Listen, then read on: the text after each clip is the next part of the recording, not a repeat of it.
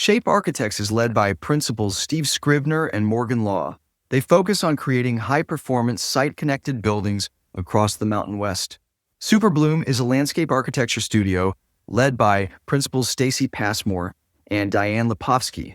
The team focuses on connecting people to landscapes in ways that are meaningful and resilient. Both of these firms are Monograph customers, so we'll also hear a little bit about what it's like for them working in Monograph. I'm going to kick things off with, how'd you start working together? Well, I'll start us off. We all know each other in kind of different ways, and have known each other a long time. But Steve and I met each other about 22 years ago in Telluride, Colorado.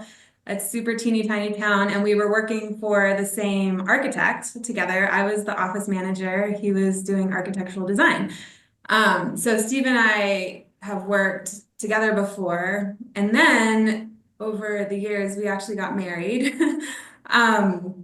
So our firms, we have separate companies, and during COVID, when Diane and I started Superbloom, Steve and Morgan had kind of already been working. Diane and I met at Civitas here in Denver. COVID time, Steve had this like very, very empty office. He was the only one going in. Everybody else was working remotely. And he said, we were just starting, he said, do you want to come share this space with me?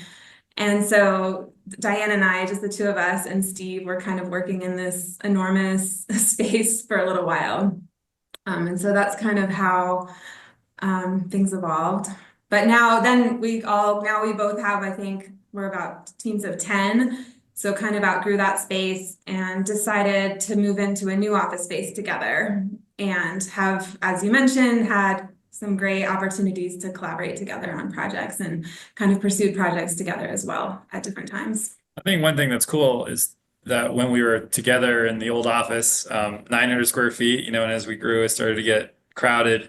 And I think Superbloom first identified the need for a new space, and we had by then gotten used to it. I don't think if Superbloom was starting their firm today and we had a separate office, they would probably find a separate space. But because we were really recognizing the benefits of co-location, even though we only had one project together at the time, it just seemed really high value to find another space that we could share.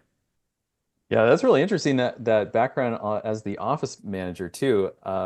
I'd love to talk a little bit more about that as we go on, but let's move on to what kind of projects each of your firms focus on right now. Sure, yeah, I can start with Shape. Diane and I are not married, just to be clear.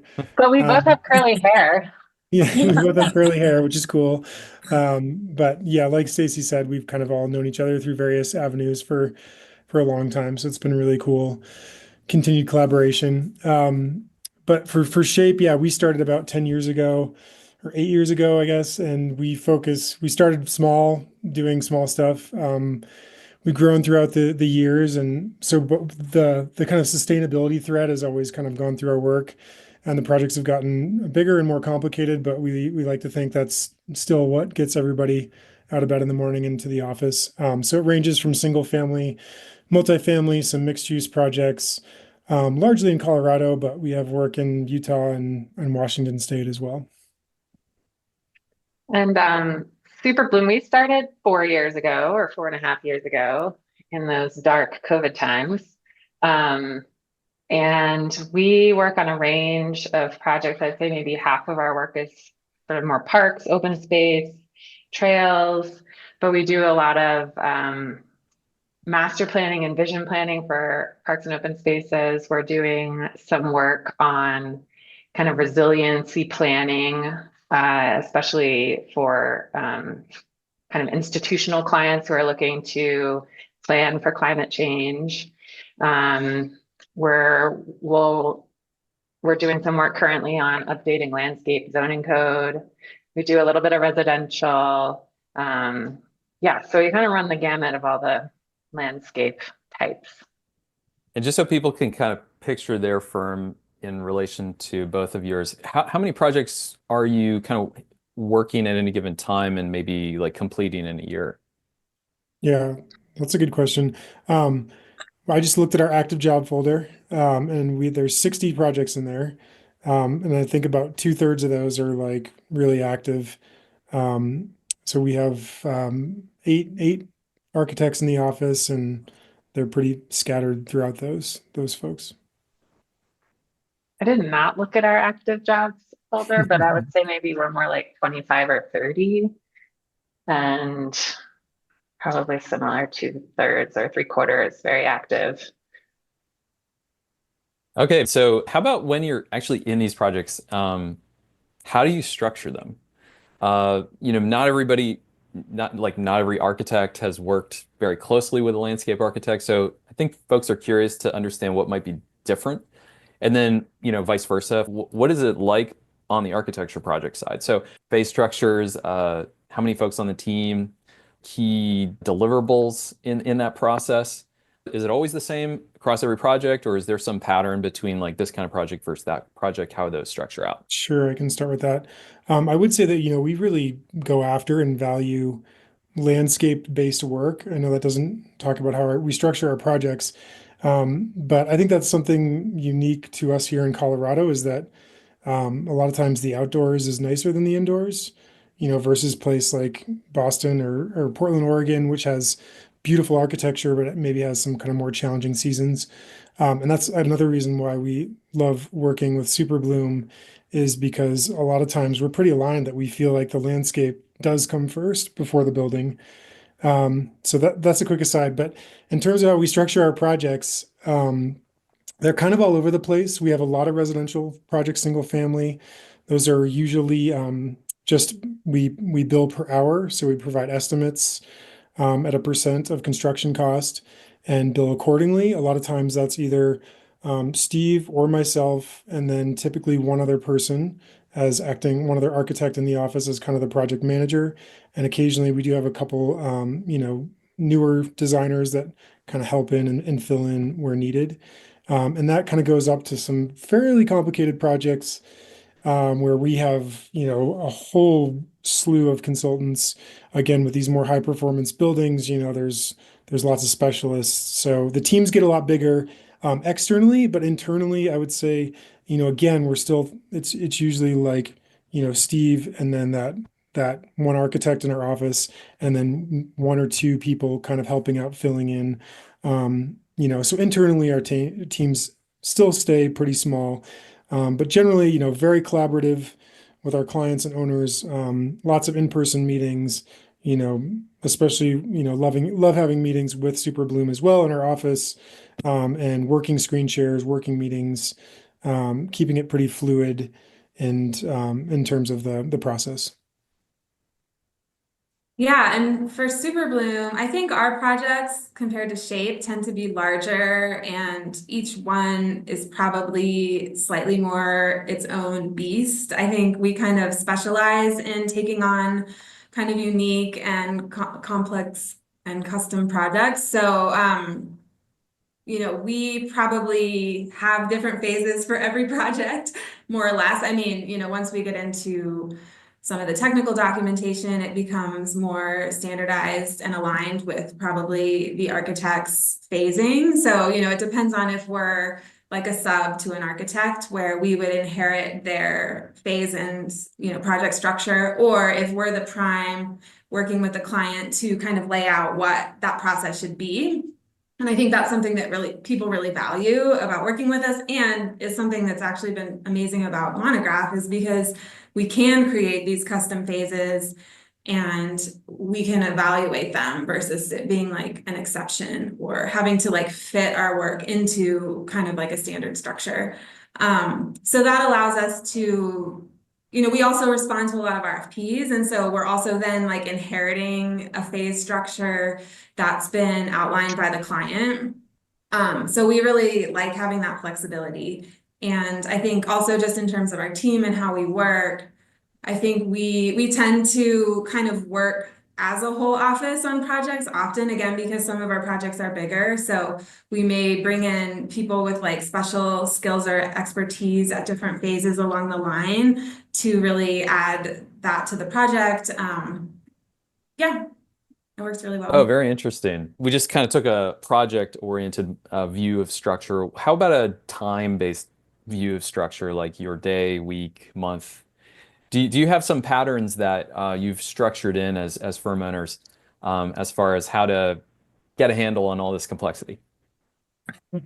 The short answer is yes, but when you first started asking the question, I had to laugh. Just it feels, a lot of times like no. Do we have structure at our time? No. But I think it's sort of, I guess there's a couple lenses for that. One is like how we structure our own time, and then how we structure sort of the project related time. So for us, it really we start the week off with a weekly priorities meeting that everybody is in. And each staff person is responsible for their own projections of how much time they need on the projects they have, knowing the deliverable kind of times. And another plug for Monograph, they're responsible for going into Monograph like before that meeting, understanding how much fee is left in whatever given phase or total project, so that they can check and estimate how they're doing in terms of how much time they think they need to get done what they have to get done versus how much time they have based on the fee that's left. And then we use that time with everybody in the room, even though there's 60 projects and 8 of us, to sort of like go through those projects on a per person basis.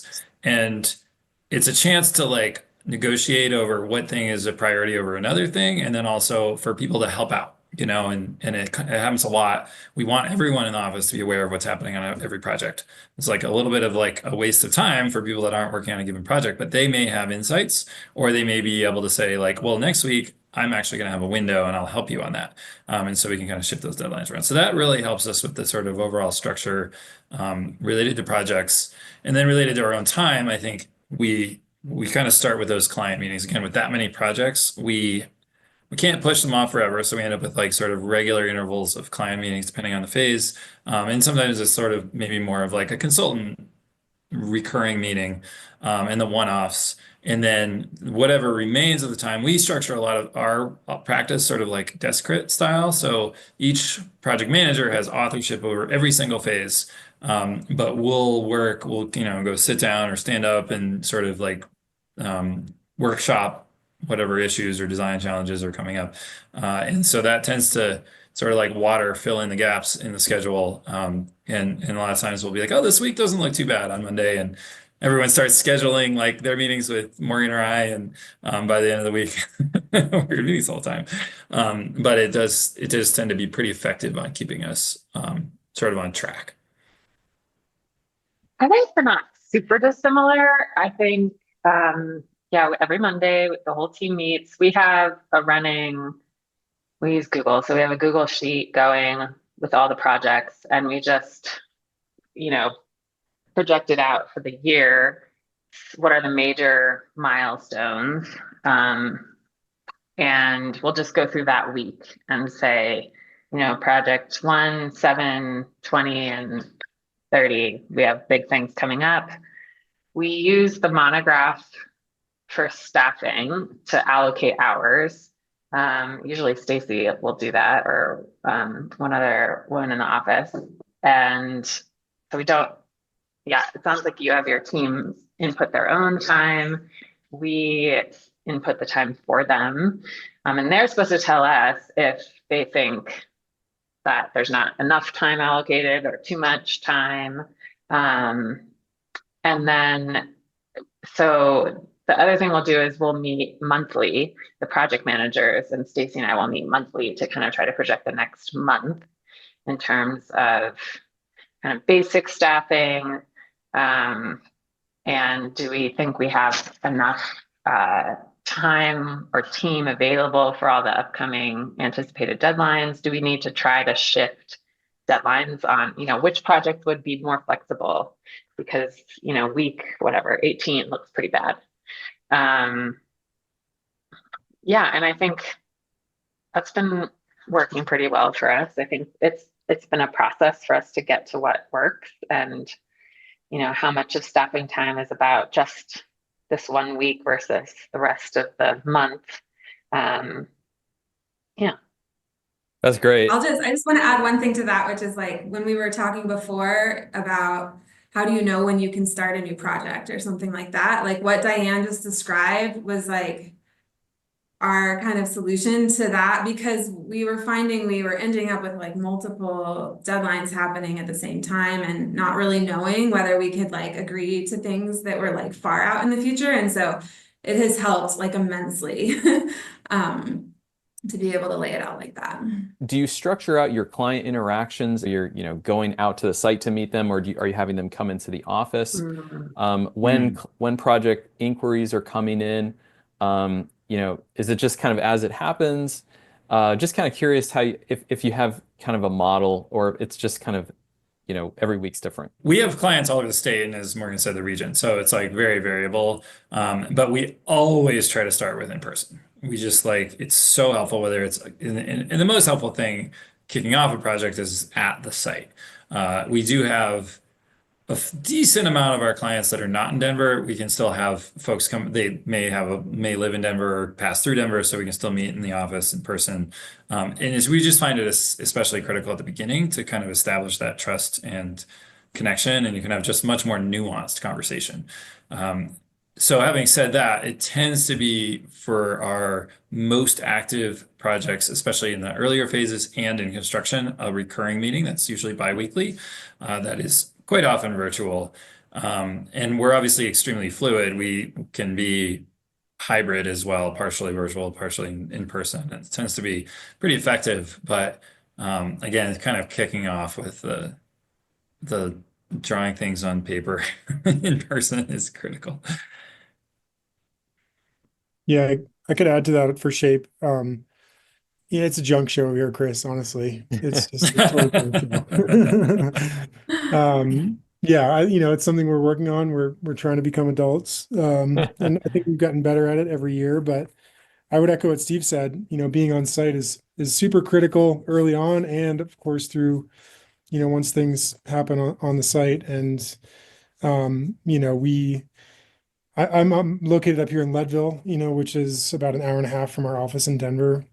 I'm down there every week, but we do a lot of work up here too, and I think there's a lot of value and trust that happens when you're closer to a construction site, whether it's commercial or single family. That's a big part. So we really do try to get to the site with the clients early on, and during the construction phase.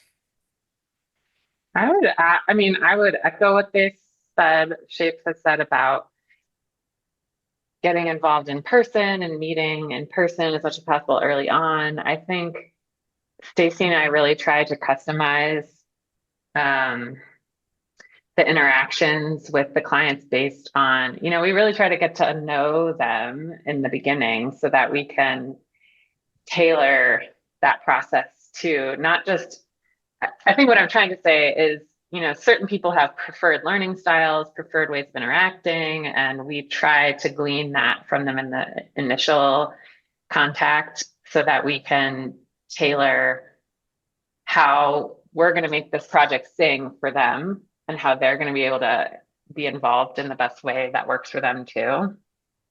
One thing we've been doing more recently is like our initial concept meeting, or like charrette, having that for sure in person and having everyone in the team involved. And I think we were reflecting recently too that because we started in COVID times, like everything was virtual for the first couple years for us, and that how it does make such a difference to have those more, messy, kind of longer conversations up front to kind of really, it just it brings everyone together like a little quicker. And then as far as like all the management and all of that, we do have kind of like an outline project management strategy that everyone in the office is kind of like a part of. So a lot of that also just kind of happens based on that system after like those initial kind of phases. Ooh, I would add something that we've started doing this year, because Superbloom has 10 projects under construction right now, and they're all pretty large projects, pretty complex projects. We have a team of varying levels of expertise with regards to construction. So one of your questions was about how we kind of manage the team time. we try to be as helpful and guiding as possible, and then also try to allow them to be in their flow state. So it's a little bit of a give and take. But one thing we've been doing this year for construction is we're doing CA office hours. So you were mentioning desk crits. I think we're trying to do this thing where, the team can gather all of their CA questions at once, and either Monday or Thursday, they can meet with one of us to ask all those questions. Of course, fires happen and we're here and they can ask anytime, but it's sort of like a nice way to focus their time and our time and thinking into that kind of one thing. I think back to the kind of like in person, back to the client relationship, we at Shape, I think we really pride ourselves in I think you're trying to carve out our sort of way of operating as architects as being really listening and focused and really about what the client wants. So some clients want I want to hire the architect that does the thing that I like the way it looks, and I just want that, and I want them to deliver it to me like ready to go. But the clients that come to us often, I think often because of our specialty in high performance architecture and design and really building science, they want to understand what's going on. So having all of our meetings be really like working meetings is really important, and it's sort of a mutual education. And again, the more in person we are, the more we can listen and like understand and listening on multiple levels. But that sort of, again, mutual education happens through meetings that are not presentations, right? We're not like, here is your design that we evolved since the last time and you gave us feedback. We're like, all right, we heard this. This is a couple ways we could approach it. And we'll like shift things around on the fly, which I think is a kind of no-no for old school sort of architects, like education, educated architects. But we found it like does end up usually getting clients really comfortable and trusting, and then having a great level of understanding with the why. There's obviously software, but there's also drawing in person, on site. You've also got having a space of time that's like office hours. But I'd love to hear more about how you think about some of the tools that are in the office, are using BIM, that kind of stuff. I think folks would like to know to help place themselves in relation to your firms. The number one awesome tool is the 18-inch roll of trace paper. And obviously it's not really, when we can have clients in person, doing things on a piece of paper is hands down the most effective. Printing the design out as it is and like drawing on it, because everyone understands that. And it's something we're always trying to work on with our team is using that kind of tool more: pencils, pens, trace paper, notebooks. But and it comes back to the sort of the site visits too, like using an iPad or a notebook and like drawing design ideas on the spot with clients is a tool that is more effective than all the hand waving and the words, that we can throw out there. And that's more effective with a 2,000 square foot house in the mountains on that site with particular views than maybe a park. But still, I think that like we've gotten far, even with nature center design, just like in front of them, like here's how we could approach this. And it's really fun to look back at those sketches too in the end of the really successful projects. Often we see the thread. But there's some digital tools. I think we use besides Monograph, which is really helpful. We use ArchiCAD, sort of a competitor Revit. We like it. It sort of has a really nice, facile, like visual ease in terms of sort of manipulation while also having BIM capability. And then one other that kind of comes to mind is Milanote, which is like a sort of like a Miro board, but it's just a nice repository. We've had a nice example recently where, because Superbloom and Shape are working together on a project where we both have separate contracts.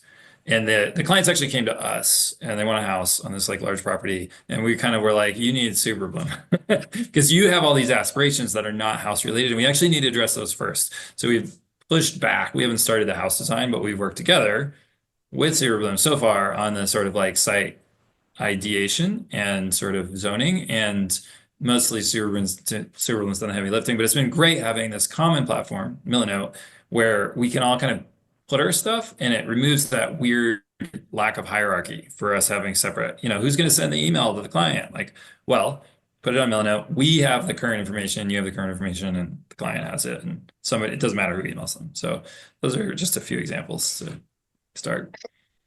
I mean, Steve mentioned several that we use. We definitely use trace paper also, but I think most folks in the office have an iPad. So iPad, I think, has become the go-to. Like, we use Slack as our internal coordination tool. So basically, when you start at Superbloom, we're like, email is for clients and client things and outside things, and Slack is for internal things. So we'll just shoot off, little sketches, and we'll pull them down on our iPads and, send it back. We do not use BIM. We use CAD. We use AutoCAD. But we do a lot of 3D modeling in Rhino. We use the Adobe suite for a lot of the rendering. And Milanote has been nice. We tend to use that with more of our residential clients who need like one single place to go to for everything. But I mean, we are kind of inveterate tech testers, so we'll try anything, Someone says try this, I'm like, all right, let's give it a little whirl. But I mean, definitely the old school trace paper or just sketching on an iPad is super helpful. We have a couple people in the office who are very good at sketching on Bluebeam PDF. Yeah, definitely.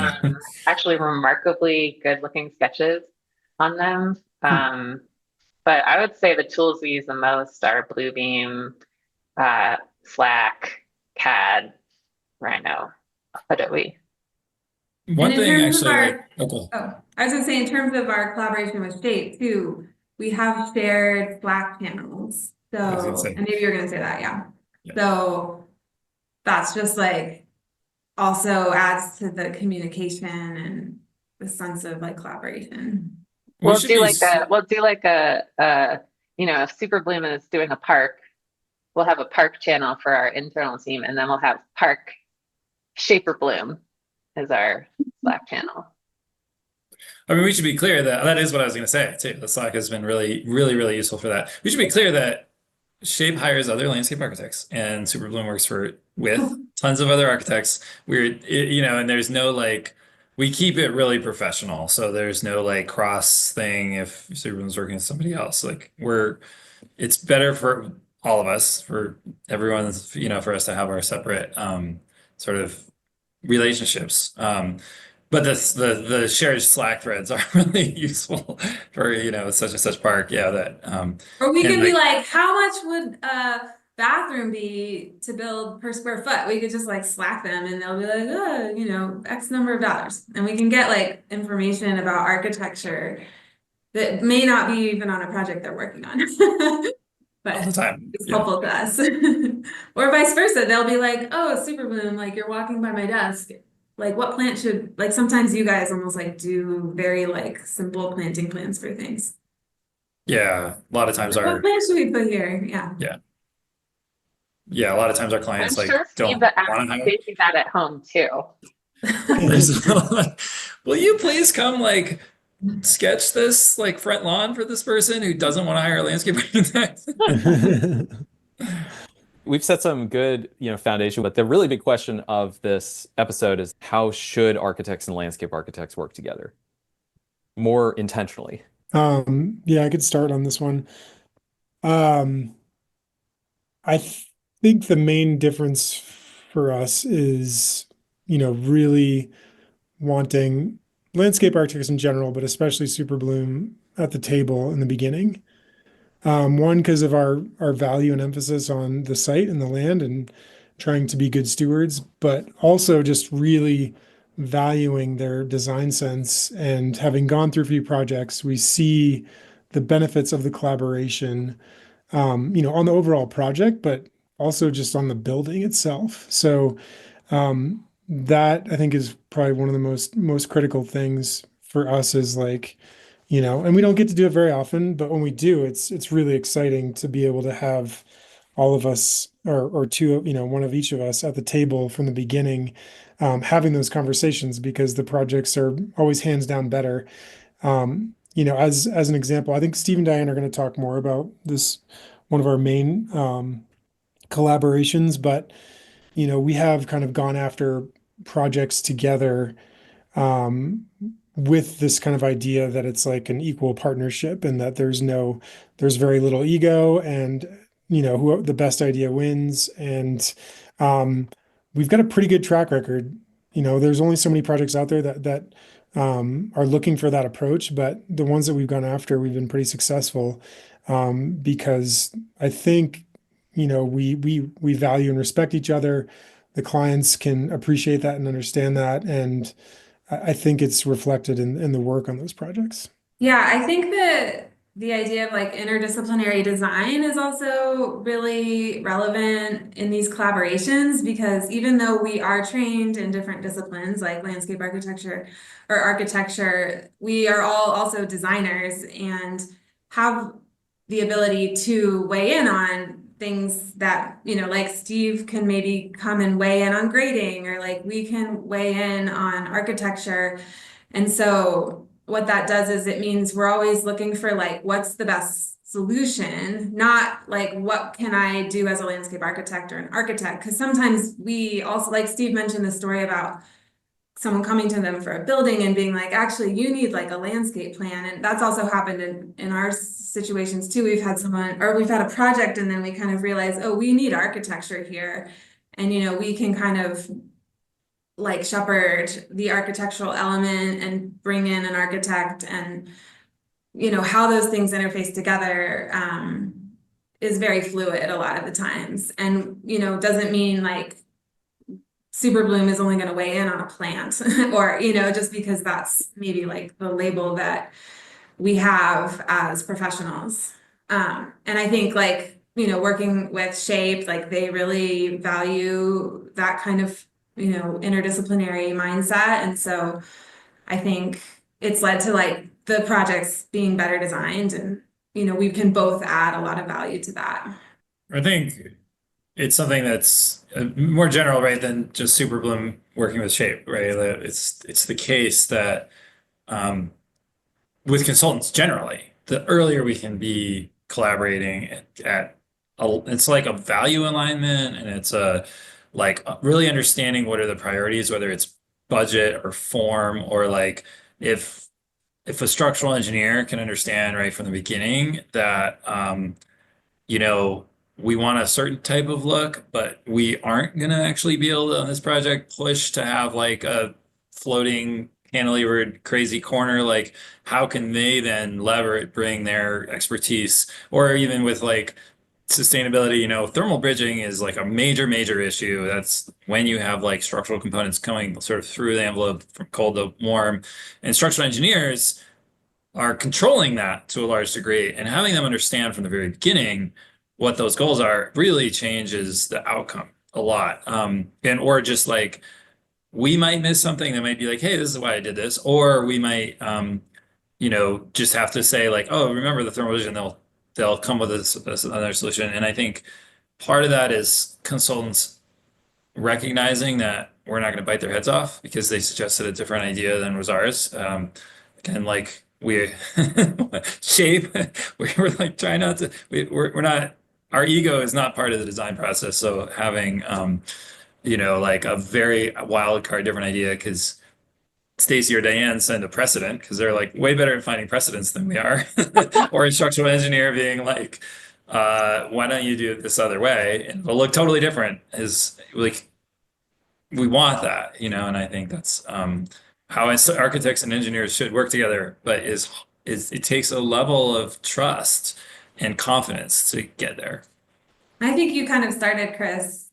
You framed this conversation too. I think we really recognize that there are many different types of expertise and different people that make our projects happen. And so that's how we approach the projects as like a collective team. So let's get into direct experiences on projects. So talk about like one project, let's say, that really tested your collaboration, and how'd you get through it? It's interesting because there's like a different interpretations of the word tested. So we actually were thinking I think one of our favorite projects is the Bluff Lake Nature Center. It's the only urban nature center in Denver, and it is actually it's an incredible site because it's on the edge of Denver, but it is in the city. But it has this sort of like lower landscape area that's sort of below the level of the streets around, so it becomes very special and like, you know, feels rural. And that's and then there's this like upper area where the parking is, and there's a new building that we are collaborating on, as well as if you will. the bluff. Yeah. They call it upstairs and downstairs. And that's the one Morgan referred to that we won, I think, because of because of Superbloom. You know, like they were looking for architects, and we were with like it's consultant teams, and we were kind of like, no, you have a nature center. You don't need a nature center. You have one. We need to really think about that from a landscape perspective, a whole site, not just the word landscape's not even, it's like your site. And it's about wayfinding, and it's about view sheds, and it's about outdoor experiences. It's about shade. Really, the building is supporting all of that. It's an educational, it is an educational basic institution.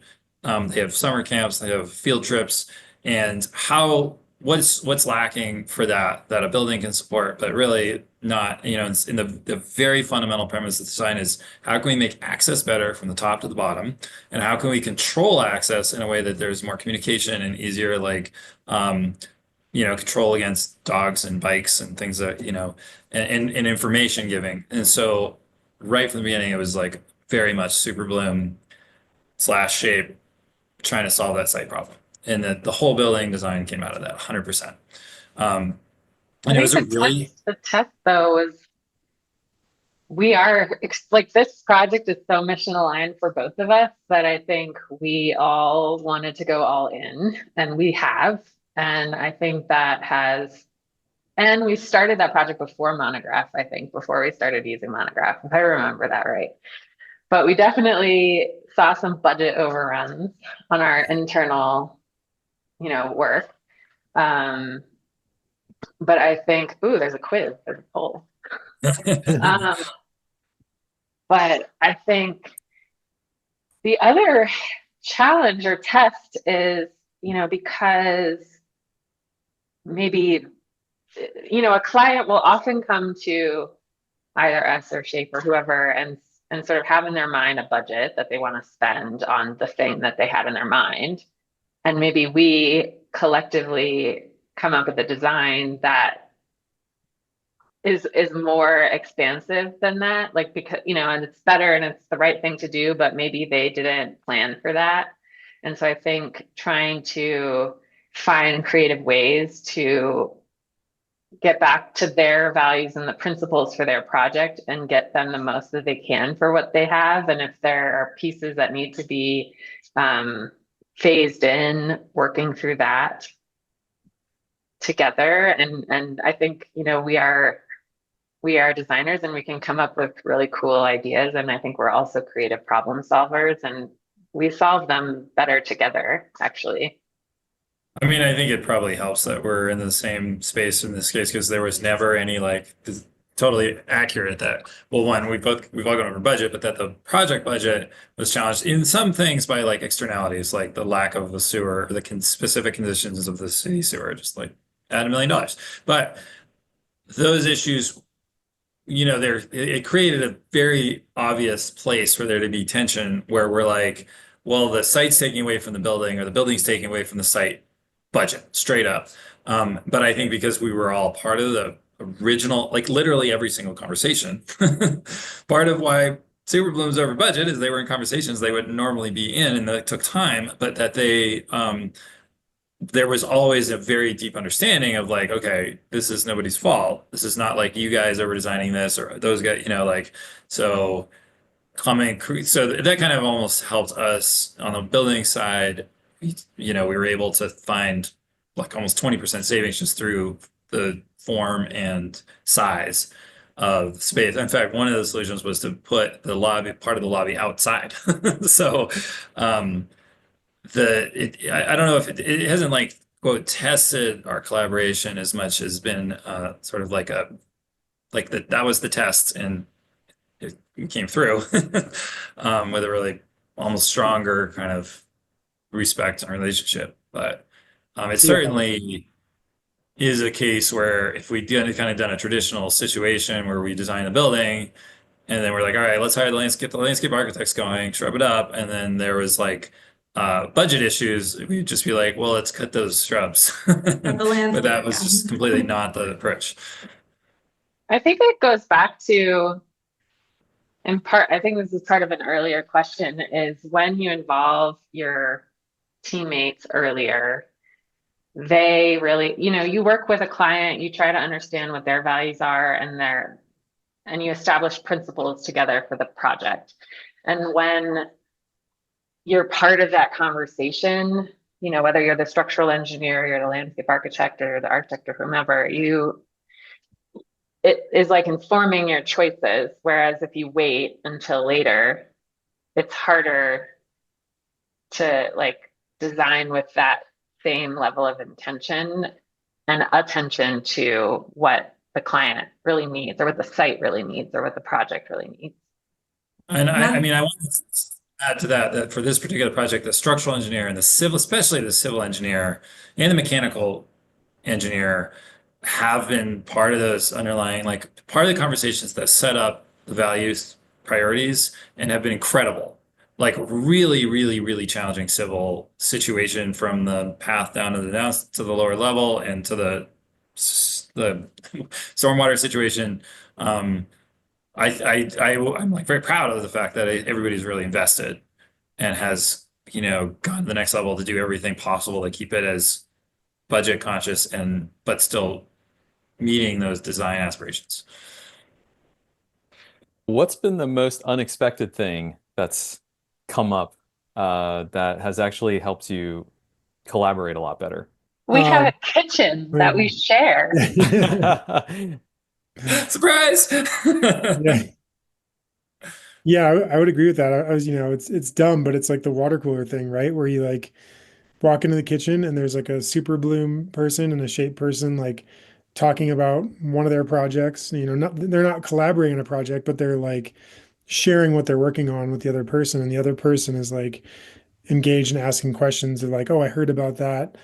We also do weekly happy hours where we're doing any number of things, but occasionally we do like the co-office happy hours. And yeah, I feel like it's a pretty awesome opportunity for people that are sitting in Zoom calls together to like kick back and relax. And like we don't get to do that with a lot of our other consultants, so it's pretty unique. We shared an office like 3 years ago before COVID with a contractor. And to this day, because of that, I like will text him about a project that they may have even competed on and lost and be like, hey, how did you do that door threshold detail in the end? Like, and they'll send me a picture. And I think it's that isn't super, but that kind of like random question, sort of random answer is it makes like, it's like shortcuts hours of research. The other thing that's really cool about it is, our office, we have about 10 people, you have about 10 people, and I could see if I worked for us that might be a kind of small pool of people to hang out with or, go get lunch with or whatever. And it kind of like doubles your opportunity to have, even if they're not design related, just like, oh, let's go to lunch together with, I've seen some of our Superbloom team go hang out with some of your shape team. And that's Yeah, it's really cool. like cool because everybody feels like they're, in a safe, good place. I kind of want to bring it back though to like just the collaboration without it being in our office, because it's not really fair, because like a lot of companies just have their offices. They can still, maybe there's some nuggets here in this podcast, but that I think for us, like some of the benefits of, I think the example of like Diane and Stacy sending precedents and being like, you should use this idea as for material or form, overhang, outdoor space, like why don't you try this in the building design? And that's not something that we would have asked for. And that's not something that they were hired for that particular project. But there was like an immense amount of value added, right? So that there's degrees of those precedents or ideas that have, I guess she's the right idea, like have flowed into projects and even different projects that aren't the one we're collaborating with them. And the unexpected benefit or the like outcome of our collaboration, whether or not it's in the same office, is just getting that comfort level where we start to share ideas that are beyond the specific need or demand or question of the project at the time. We That's a also really good always make point. this joke. Oh, Oh, go ahead. I was gonna say, we always make a joke every year that it's the year of the phone call. Because it's like so easy to just like email people and then like, or even Slack, like misunderstandings are so easy to have. So like just, and it's hard to like, especially, yeah, people who have grown up in like a totally digital professional world to just make a phone call, ask the quick question. I was going to say, actually, any beyond working in the same building or the same office space, any way that you can break down the formal barriers between the architect and the landscape architect or the civil engineer, or whatever it is, whether it's a phone call, if you are on a Slack channel together, like I would say we probably would not send those precedent images to an architect in an email. That seems too formal and maybe a little Yeah. like turf worry. But if we have an informal relationship where we could either text them or be like, hey, I saw this article, it was really cool, and just shoot off a text or a Slack or whatever, then I think we feel like we could do that kind of thing. What do you think is something that like architects misunderstand about landscape architects and vice versa? I think the biggest thing is maybe that all we do is select plants, which is definitely a big part of our work.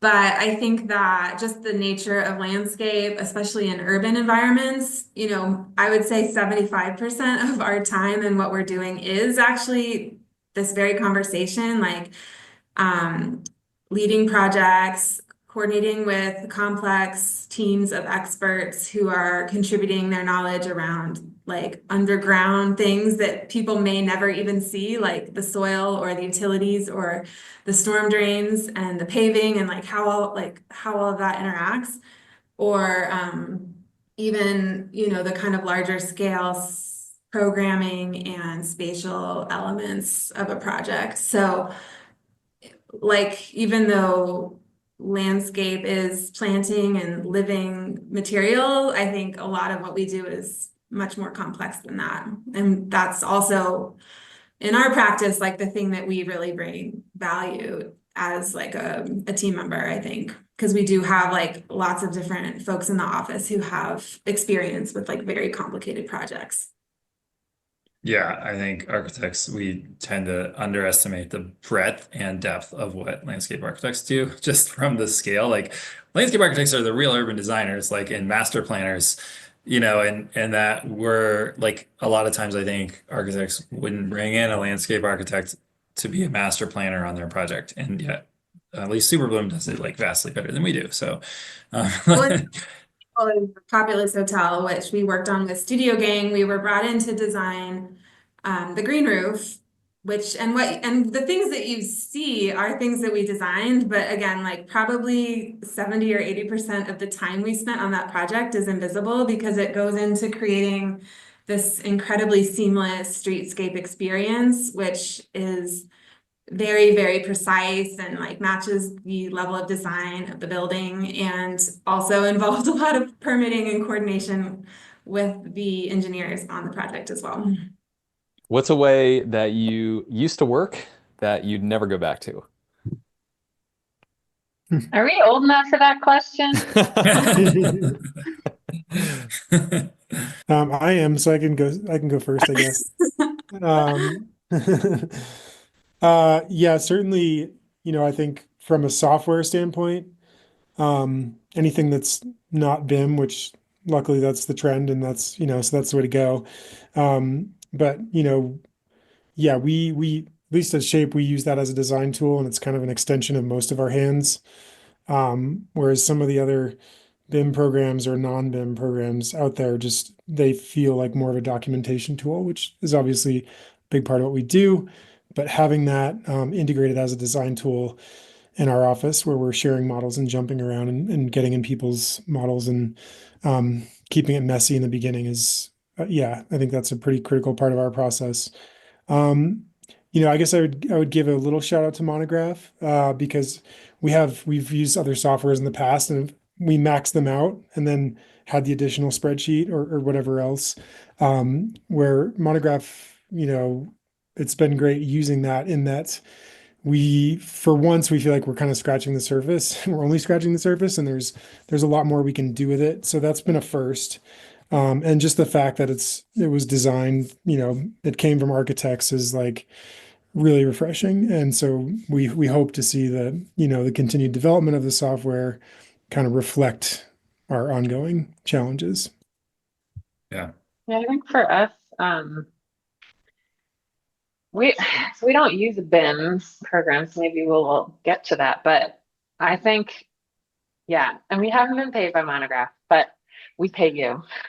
But I do think we would never want to go back to a situation like we had pre-Monograph, which is that we kind of just had like crazy spreadsheets and they were hard to follow. And were they even really doing a good job tracking? I think we were invoicing through QuickBooks, which, we still use for tax purposes, but is less helpful for kind of doing all the different things. And I'd say the other thing besides that is refreshing that is designed by designers is just like designers, you're always working on improving it. And I think there are a lot of computer programs or softwares that sort of just sit on their laurels, but it does genuinely feel like your company is listening to what we collective designers are saying we need and could use help with. And so I sometimes don't even know how to keep up with all the iterations, but yeah. Yeah, one thing I want to ask about is if you've gotten into the online payments part, one of the most boring things but important things about running a business, we've looked into how long it takes to get paid matters based on what you offer. For example, we see that it takes very short amount of time to get paid over credit card and then only a little bit of time over ACH, and then it gets really long to wait for paper checks, which some folks are doing. But have you poked around at that part, especially when you're thinking about being a consultant, because often you have to wait for the architect to get paid to then also get paid. So talk a little bit about the payments experience of being an architect. Everybody needs to get paid.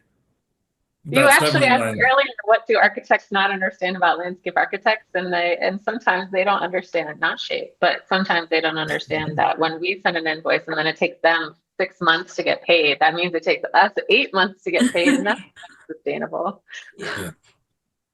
No, but I was going to say, going back to a different earlier question, that's a never going back thing. Like, yeah, when we adopted Monograph, that was just how we send invoices. Like every single one has the link for ACH. We don't charge clients the convenience fee because we just want to get that money. And for the most part, we've had like pretty few, I think relatively few like hiccups with clients like going through the portal and the processes and the whatever Stripe connections. So most of the time we get paid within, like, it's interesting because you can always like, I really like that we get the notification. Even with paper checks, you can kind of like, they can get stuck in the mail or they can be sitting on somebody's desk. And then you could forget to log that it was paid in Monograph, but you might put it in the bank or whatever. So just having that happen and then be marked and have it be like, and I love that Monograph just rolled out this like pay when paid thing to subconsultants. So if we get subconsultant invoices, it can kind of push that forward because that's a real big thorn on our side is like getting money and then having to put it in the bank and then mark it as paid and then going back to our spreadsheet and figure out like who do we have to pay now? And then like some of them we need to send paper checks to because they're not in our QuickBooks or whatever. And it's just like, so we have like QuickBooks and a spreadsheet and Dropbox files and Monograph. So I think, but anyway, just getting the money right away through people's banks this spring. Just to add on to that, this will prove that I'm not getting paid by Monograph. We were very excited that we could do payroll through Monograph, and it was, reasonably priced, worked great, integrated, and we're sad that that's going away because all payroll companies are not great, and we felt like we had a good one for a little while. So We'll be onto our fourth one. Yeah, same. And it's okay to go onto your third one when it's better than the second one, but it's hard to want to go onto the fourth one that's worse than your third one or costs 10 times as much. We Yeah. don't, to your question, Chris, about the online payments, most of our clients are municipal, institutional, or some sort of quasi-governmental situation, and most of them use their own system like bill.com or whatever. And so we really only turn that feature on for our residential clients, and some of them use it, some of them don't. But it is nice. I mean, I agree with you when that feature is active and on, it's great. But I would say 80 to 90% of our payments come through other means, whether it's like ACH, but not through Monograph. So we do have to like mark it as paid. And Sure, yeah. We did Oh. get some audience questions. I run a small team of landscape designers within an architecture studio, and I find that we collaborate much more, but that tends to lead to higher budget overruns. Do you see that as well when you're collaborating? Does it lead to a better project? I would say it depends on the project, obviously. If it's a project that is very like, okay, I'm thinking of like a super urban project with very, very little landscape versus something that's like more balanced. But I think we routinely see that architects undervalue the contributions of landscape architects, and that's not factored into how much is charged by architects for landscape services if it's like folded into their budget, or even from our clients. We do have a really difficult time explaining to people how much time we spend on things. So I think we can relate very much, and we do go over budget on projects where the client is setting the budget and telling us we need to work within that.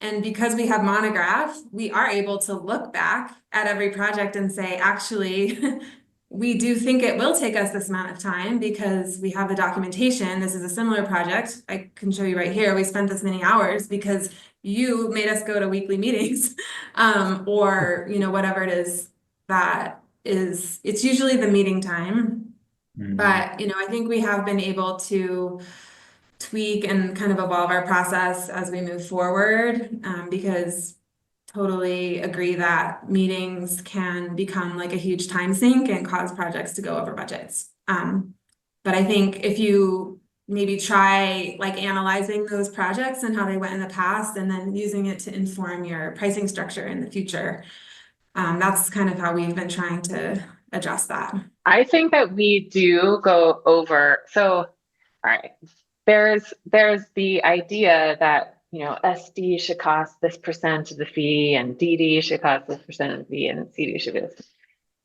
It's all kind of nonsense, because actually at the beginning, if you collaborate more, it will cost more than that, whatever that historical idea of what it should costs, but it makes the later phases tighter. And I think leads to quicker decisions. I mean, yes, we're always trying to figure out how can we not go over budget, and how can we streamline and be more efficient. But I don't think not collaborating is the answer. We did have another question. Go for it. Okay, so this is from Emily Milliman. I'm curious about at what I point. know Emily Milliman. Oh, great. So yeah, Emily's asking, I'm curious at what point you adopted Monograph and how you decided you need. So this proves that this is not a plan. I didn't know. I This had is no a idea. legit connection of Diane. So yeah, I'm curious about what point you adopted Monograph and how you decided you needed it in order to scale your business. I don't remember, Stacy. How do we decide? Well, actually, Jacob We're Reese, that. I think we were chatting with him one time about something, I don't know what, but we were like talking to him, and he teaches professional practice at Harvard GSD. And we were just talking, we were using QuickBooks at the time for time tracking.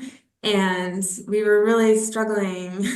Anyway, but we were just like chatting with them. And I think he maybe knew y'all, or was like somehow, it was like just starting up. And he was like, you guys should look at Monograph, that it's designed by architects. And that, of course, was very exciting to us right off the bat. So I think it was the kind of ability to customize our phases, but still be able to live track our time against our budgets was not something that existed in any other program we had tried so far. And because it was like before there was like the time tracking part, but it couldn't ever align against the crazy custom architecture phases that we all have. So that was the thing that has, I think, helped us. And it has taken us time, like at the beginning of our projects take years. So, contracts that we agreed to 4 years ago, now we have all the data and the information to do better in the future, but, it has taken us time. I thought you guys adopted it because we adopted it, because we had another software and it was like pretty good, but we were kind of like we were using it to its full functionality, and just it wasn't quite there in terms of the bookkeeping. So we kept getting in trouble, getting slapped on the wrist by our CPA. And so we were like told that we needed to switch to QuickBooks. So we did, and it was the worst experience. I'm sorry if anyone from QuickBooks is listening to this. It was awful to try to use it for invoicing and tracking and any kind of project management. There's no visual functionality to it. So we were desperate, and we were like also desperate not to make a second change, because it's so traumatic to change all of your entire project management tracking twice. But it was worth it. So we were like, I think I got an app for Monograph, and we shared it with each other and this consultant, and maybe that was around the same time as Superbloom got that like suggestion, but we kind of like did a free webinar thing, or like a salesperson talked to us, and we were like, okay, that's good. That is like clearly more aligned with what we need. Yeah, and then it was just like a major sigh of relief when and obviously like if we had switched directly, it would have been nice to avoid that trauma of the double switch, but it also would have, maybe we wouldn't have felt this like it was this big of a breath of fresh air, but wow, it was great. I think, okay, I'm remembering this now. We did have that conversation with Jacob Rydell. I don't remember if he mentioned Monograph, but I do remember Jacob Rydell, yeah. We were working with a business advisor who helps like entrepreneurial startups, and we were sort of bemoaning that it was hard for us to track like how are our projects going over budget.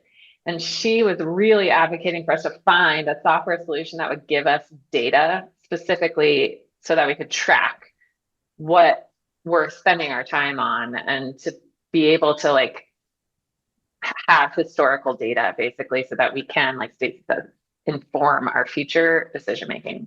And so I think, although Chris probably can check this better than we can, maybe we started in 2023. So 2 years ago, if that sounds right to me, but I don't know if you remember. I think it was 22. We had this summer of pain, and we were hot in our old office. There was no air conditioning. We had QuickBooks. Also, the invoices are nicer looking than the other programs we had used in the past, and we appreciated the design aesthetic, because at one point we were like recreating our invoices or something because we didn't like how it looked out of QuickBooks. I want to go back to that. Definitely not going back to that. Well, thanks for the kind words. And it's cool to hear Jacob Rydell dropped in here. We're big friends with Jacob Rydell. And in fact, we recently released this benchmark report that gives you stats on how folks are performing across revenue, costs, salary, so forth. And that was Jacob? Oh, cool. Well, yeah, he provided some commentary on that. So he's recently doing some stuff with us. This was a lot of fun. I hope folks who tuned in got a lot out of this. So we touched on architects and landscape architects, and there's plenty more consultants to dig into. But thank you so much, Steve and Morgan and Diane and Stacey. This was a lot of fun. We really appreciate you. Yeah, Thank you. thank you. It's nice to meet Thanks, you. Chris. Appreciate it.